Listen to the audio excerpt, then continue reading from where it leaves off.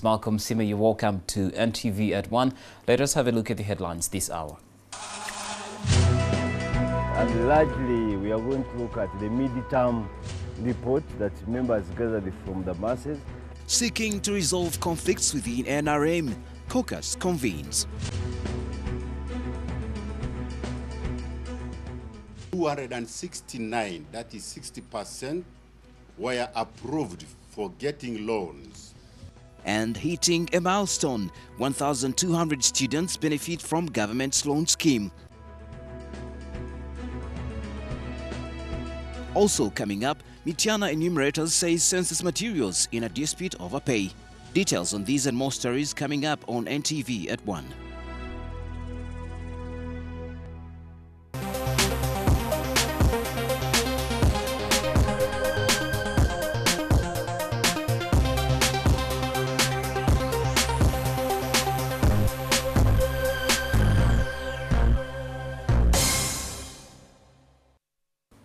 This is NTV at One. Let's start with an update on the students' loan scheme. More than 1,200 students from 12 universities across the country have been named as the successful applicants of the government's recently approved students' loan scheme for higher education.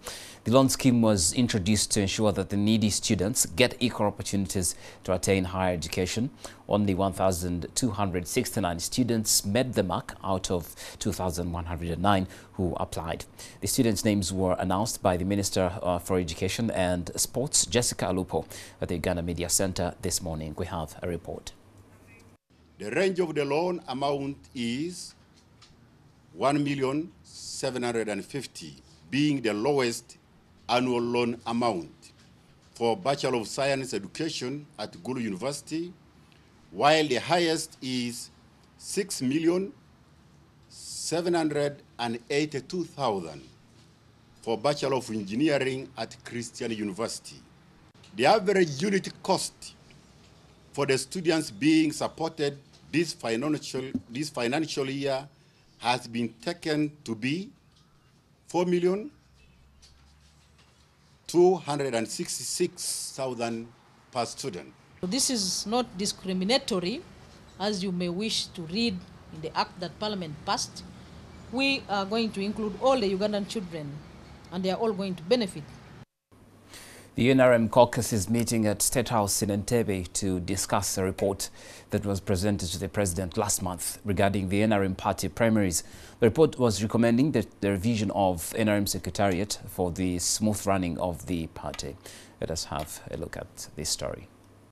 Our caucus sitting today is informed by the just concluded the consultative meetings by NRM members of Parliament, and largely we are going to look at the mid-term report that members gathered from the masses, and I believe that given that it is coming at a time where we have just worked on the budget, we are going to further see our alignment of our NRM manifesto pledges to the people vis-a-vis the implementation which is going on. We are going to discuss the report that we presented to the caucus in regard to the 2010 party primary elections.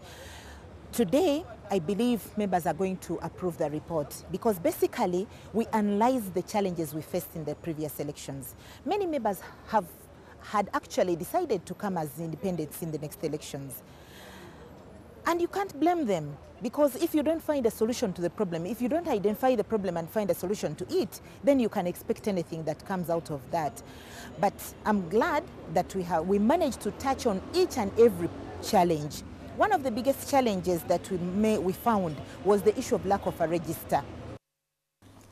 The National Population Housing Census for Uganda, which happened this year, is complete. But over 30 census enumerators in Mityana district have gone on strike and refused to return the census materials to Uganda Bureau of Statistics officials until they are paid all their outstanding dues. Officials from the Uganda Bureau of Statistics, however, disclosed that all enumerators will be paid within 1 week after they return the equipment used in the counting exercise. They were to hand in the work today, and then they will be advised on when and how they are going to be paid. You see, when you make a submission, the work must be verified. And there's what we call the work done form. So when you submit, you get that work done form. it is filled to complete, and that's the form you'll present when you're being paid. People are submitting and work is being examined by the supervisors one by one. And when dealing with money, the best is after you know that this center has all submitted, then you advise as to when they should come pick their money. So definitely they wouldn't receive the money today. Means that within 1 week after enumeration, everybody should have been paid. So meaning you submit today, you may get your money tomorrow or you can get it the following day. But within 1 week, everybody all over the country should have been paid their money that they've worked for. Want the materials, that is the enumeration materials. These are the questionnaires that were being used and all the forms that go with it. Other is the bag, the apron, the umbrella. Those ones the enumerators can keep as souvenirs. Those ones we don't need them back. They could be holding results. That's another story. 62 officers of the Somali National Army who have been undergoing training in Uganda have been sent back home after completing a 14-month cadet course at the Uganda Military Academy in Kabamba, Mubende. The training was conducted under a bilateral arrangement between Uganda and the federal government of Somalia. The course covered areas like field craft, military law, counterinsurgency and military intelligence. Mkafanya mchezo, mumerudi, fanya kazi kama kijeshi. Tunaelewana? Ndio maana mnaona sisi tuko hapa, tunajaribu kuleta amani Somalia. Tunaelewana? Hii amani ya Somalia sisi tutakwenda, nyinyi ndio mtabaki. Tunaelewana? Sisi tutarudi Uganda, Somalia tabaki kwenye nyinyi wenyewe. They have obtained good grades which they are going to, and knowledge which they are going to use to build their Somali National Army. We believe in this way we can contribute towards capacity building of this young National Army. NTV at One is now going to take a short break. We'll come back with many more stories that are making headlines this afternoon.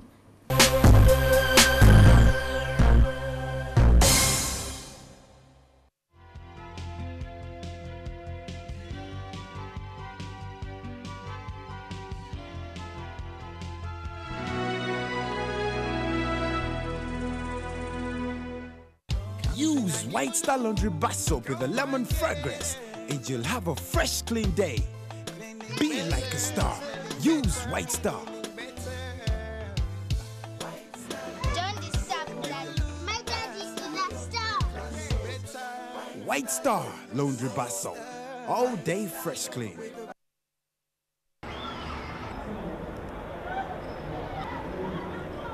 Brian, why do you look so miserable today? Somali, I'm in trouble. I need cash for the business, and I have no idea where to get Panange Brian, you still have such problems. Let me take you to Bayport, the most reliable financial services provider with fast, hassle-free salary loans and convenient repayment periods. What are we waiting for? At Bayport, we offer fast, hassle-free salary loans to government employees at very affordable pricing for education, small and medium-sized business, agriculture, home improvement, with convenient repayment periods of up to 60 months. No guarantees or security needed. Since 2004, Bayport has grown with a base of over 500 staff, 65 offices, and operating in all districts in Uganda. We don't just provide people with credit and access to financial services. We provide them with a chance of a better life. Bayport Financial Services.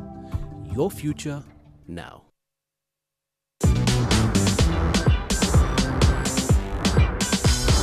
More cars sold through checky.co.ug than anywhere else. Visit www.checky.co.ug today, Uganda's #1 car website.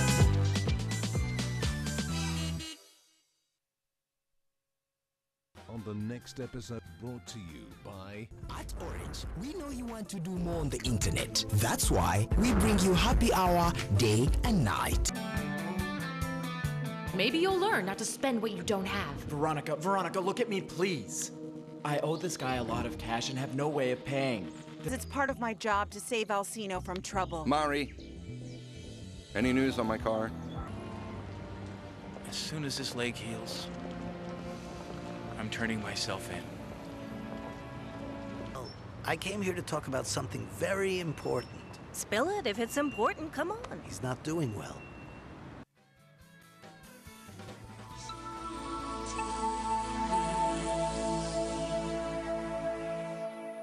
You can download movies at the lowest prices and never fast from Orange. Dial *133# to buy a data bundle. Happy hour changes with Orange. Today changes with Orange.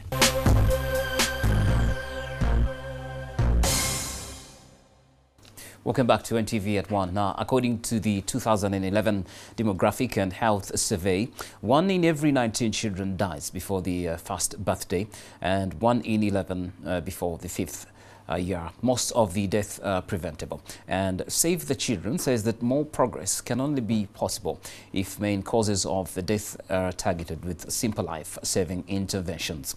But now that health facilities are also upping their game, the parents have also been urged to put up in even more effort in caring for the babies after they are released from the hospitals to prevent diseases like malnutrition, diarrhea and malaria. Florence Nalimba has this afternoon's health focus.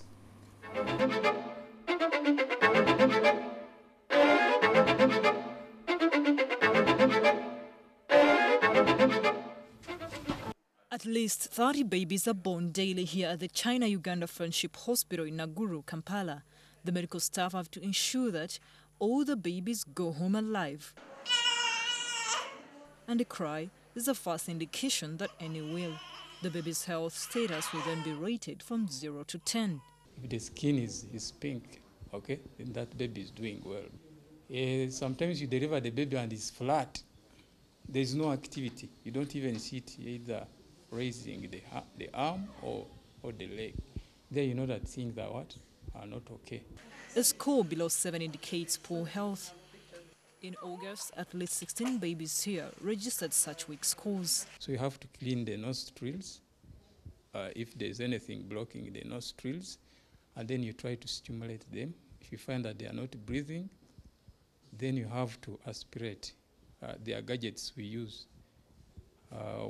either bulb syringes, to aspirate the mucus from the nose.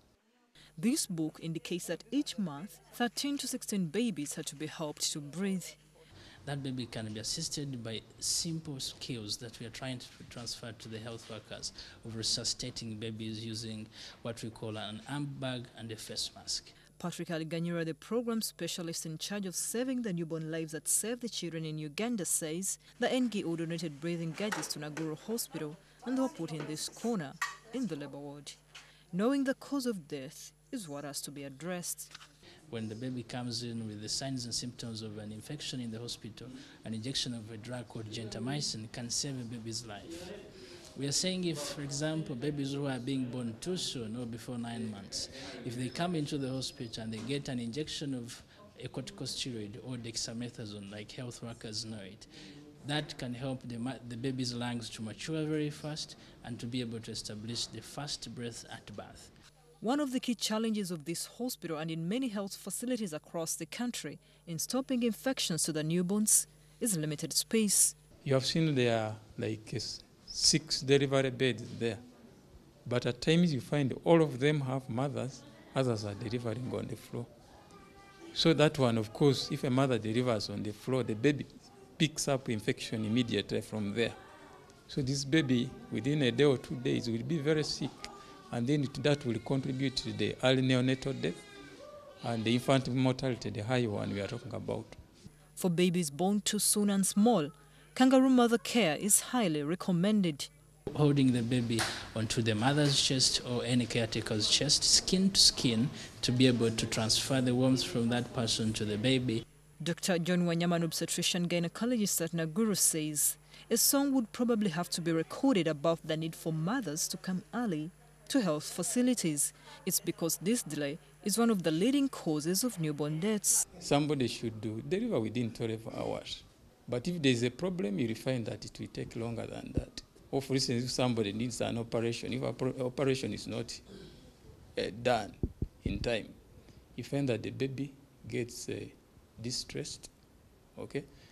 And eventually, if something is not done, the baby will die inside the womb. That is if not the mother can also die because of rupture of the uterus. Ideally, all mothers should be delivering at the very minimum with the help of a midwife, but that is not happening to the desirable frequency.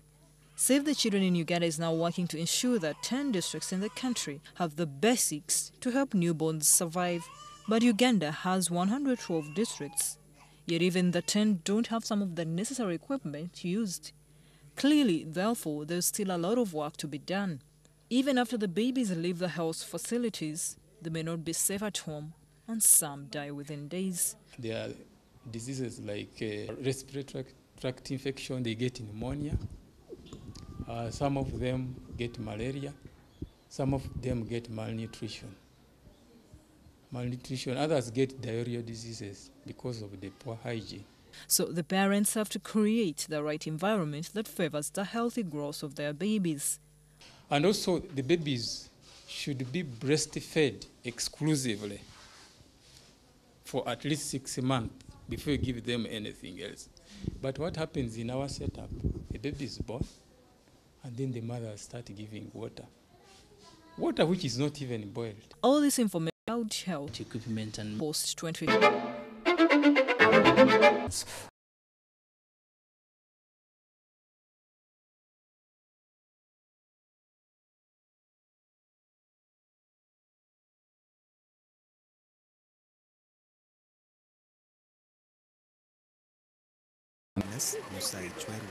The marathon is part of the marathon would go a long way in changing the negative perception that in just playing around.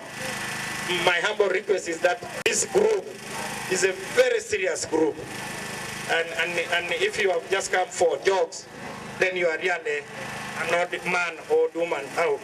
The director, Youth with a Mission, the organization that takes care of the orphans and vulnerable children, says they are overwhelmed by the number of children they have to support. Sometimes children are sick, HIV/AIDS is one of them, but not all of them. We have babies whose mother died after giving birth, and then the newborn baby is brought to us because they don't know what to do. And we are very excited about this day. It means to vulnerable children we do. The sorrow to street children by non-governmental organizations.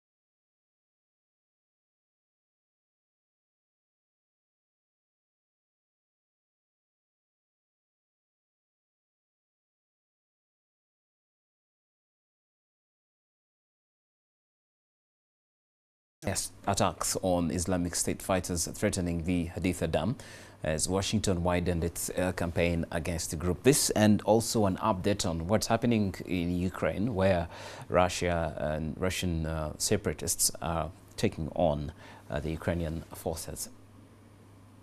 U.S. officials say that at the request of the Iraq government and in keeping with their mission to protect U.S. personnel and facilities, U.S. military planes have begun striking IS terrorists near the Haditha Dam. The Iraq Defense Ministry said Iraq helicopters were also taking part in the offensive. State television also said government troops had taken control of the northern entrance of the town of Berwana, about 15 kilometers south of Haditha, and that 15 IS fighters were killed. Last month, IS fighters tried to capture the Haditha Dam, which has 6 power generators alongside the country's second-largest reservoir. Iraq's forces, backed up by local Sunni tribes, were able to hold them off. In other news, shelling and other clashes between government forces and pro-Russian separatists have thrown the ceasefire agreement in eastern Ukraine into deepening peril 2 days after it took hold. There was continued shelling throughout Sunday around the port city of Mariupol after a civilian was killed overnight. Local officials say the woman died when rebels bombarded a government-held checkpoint on the eastern edge of the city. Artillery fire was also heard from Donetsk, the main rebel-held city. At least 2 houses were set ablaze by shells in the rural village of Spartak, just north of Donetsk and adjacent to the airport. The ceasefire signed on Friday by Ukraine, Russia and the rebels after 5 months of fighting that killed at least 2,600 civilians and forced hundreds of thousands to flee from their homes, had appeared to be holding for much of the day on Saturday, but shelling started late at night. That's our international news, but let's have a look at sports now. Serena Williams said she had felt the pressure of chasing an 18th Grand Slam title until Sunday's US Open victory, and Formula One leader Nico Rosberg felt sorry enough at losing Sunday's Italian Grand Prix without them having to face conspiracy theories. suggesting he had done it deliberately.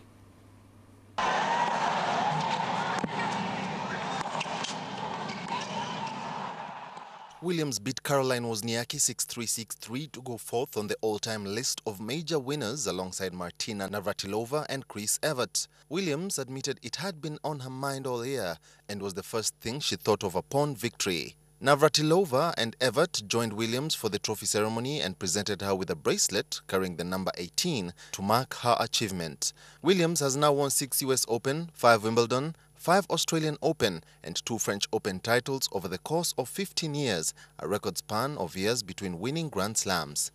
Meanwhile, he's gone straight on! He's gone straight on! And surely this is Hamilton's chance to take the lead of the Grand Prix, does it?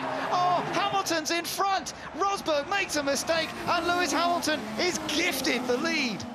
Rosberg, who finished second after making a mistake at the first chicane while under pressure from winning teammate Lewis Hamilton, could scarcely believe anyone would suggest such a thing. Hamilton said after the previous race in Spa that Rosberg had hit him on purpose, but he was certainly not accusing him of any such intent in Italy. Rosberg accepted blame for the Spa incident, which led to Hamilton's race retirement, and was handed an unspecified punishment from his angry team, who reminded their drivers they could race each other but must not make contact on the track.